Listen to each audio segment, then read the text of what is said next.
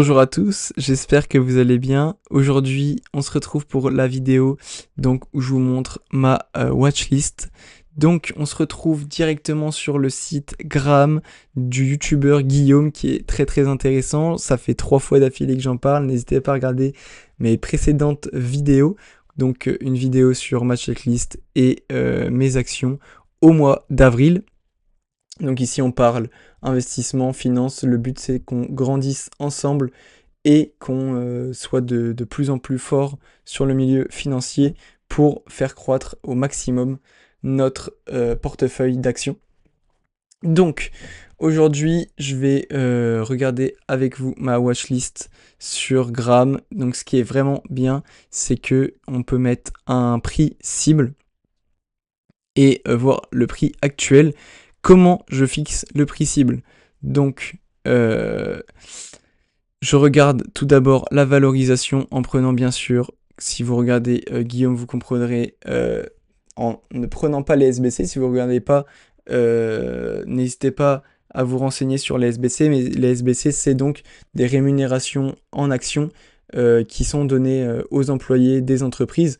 C'est donc quelque chose qui n'est pas enlevé comptablement parlant sur les marges. Et donc, il faut faire attention parce que c'est pas de l'argent qu'a réellement l'entreprise, c'est de l'argent qu'ils ont donné aux employés. Donc, faut faire très attention à ça. Et comment je me base pour faire mes valorisations? Je regarde qu'est-ce qui est le plus bas et atteignable, bien sûr, pour savoir à peu près pour combien je devrais en avoir. Donc ici par exemple pour Mastercard, j'ai pour moi un prix cible de 298,01 USD en prix cible et actuellement il est à 246. Pourquoi Mastercard? Un énorme repeat, c'est-à-dire que les gens passent forcément par Mastercard, pardon. Et c'est vraiment une entreprise incroyable.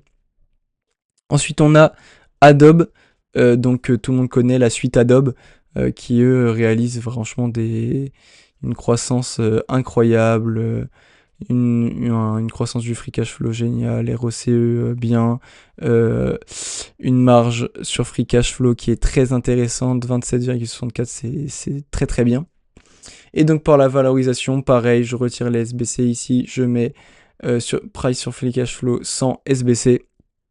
Et donc on peut voir que là, par exemple, il y a eu un creux, mais moi j'aimerais bien taper dans les 20, dans le creux qu'il y a eu, parce que historiquement c'est souvent les plus bas. Après, si c'est atteignable dans ces prix-là, moi le but c'est que à partir de ces prix-là, je commence à regarder encore plus en détail pour savoir si je dois acheter ou non.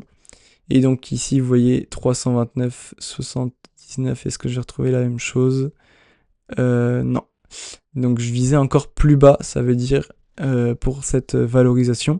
Donc je visais peut-être un peu plus dans les 13-14, mais après, il faut aussi se demander si est-ce que les valorisations vont redescendre autant qu'à l'époque. Ça, c'est un débat où personne pour l'instant n'a la réponse. C'est assez compliqué à savoir. Donc ça marque que c'est sous-évalué parce que ça a toujours été au-dessus. Mais après, c'était délirant. Hein. 20, ça commence à être bien. Mais pas... Enfin, le plus important, ce serait que ça soit moins. Mais bon, on peut pas tout avoir. Après, au pire, il y a d'autres actions. Hein. Donc j'ai envie de dire, si celle-ci ne convient pas, je peux passer mon chemin et aller vers d'autres. Ensuite, on a enfin une action très proche du prix actuel qui est Qualis.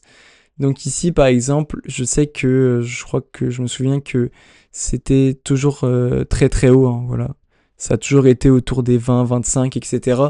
Donc le plus important, c'est de regarder son passé pour savoir si ça a toujours été aussi haut. Mais là, par exemple, ça a toujours été très haut. Ça a toujours été énormément haut. Et donc, là, on peut regarder vraiment ce qui va être le plus bas. Donc là, on peut voir du 26, 30, 29. On se rend compte que là, 25, il a quand même duré un an, pardon, quelques mois, 3 mois, pardon, à, à 25 de free cash flow. Donc c'est quand même très très bien. Et donc on peut voir que c'est le prix que j'avais estimé pour Qualis. Et donc si on pourrait revenir à ces prix-là, c'est vraiment les prix les plus bas, la valorisation la plus basse qui a été faite. Et donc c'était récemment en plus. Malheureusement, j'étais pas encore en vision sur Qualis. Mais voilà, c'est par exemple ici une porte d'entrée qui aurait été incroyable parce que ça aurait été le plus bas de tous les temps. Et donc là, ça aurait été le moment d'investir. Mais c'est pas grave, on a loupé une fois. Le but, c'est que la deuxième fois, ça nous passe pas sous le nez en fait. La deuxième fois, on sera là et on rétorquera donc dans cet achat d'actions. Ensuite, on a MSCI, Manhattan Associates, Cadence Design qui lui est surévalué. J'ai jamais vu une entreprise autant surévaluée qui m'intéresse parce que là, un price sur free cash flow à 60, c'est vraiment gigantesque. C'est énorme. 75 sur le bénéfice. Franchement, c'est délirant. Mais très qualitative. Croissance annuelle très très très propre. Croissance du free cash flow très propre. ROCE qui se maintient.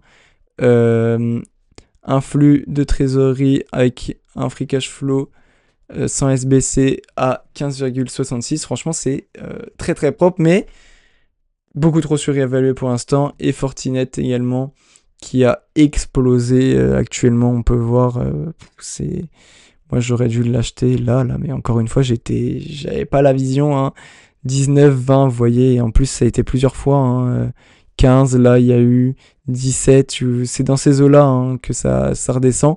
18, et donc vous voyez là, sans free cash flow, enfin sans SBC, pardon, 22, 24, 24, vous voyez c'est 24, c'est souvent les mêmes chiffres hein, qui reviennent, 22, donc 22, 24, on peut couper la poire en deux avec un 23, et donc 48 c'est même encore moins que ce que j'avais mis, j'ai dû mettre un 24, ça veut dire.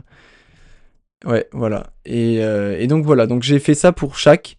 N'hésitez pas à aller donc regarder ma chaîne YouTube et la chaîne YouTube de Guillaume. J'espère vous apprendre énormément de choses. N'hésitez pas à vous abonner si vous voulez continuer à apprendre des choses et à faire croître votre portefeuille. Et je vais vous souhaiter une bonne journée ou une bonne soirée en fonction de là où vous êtes. Au revoir.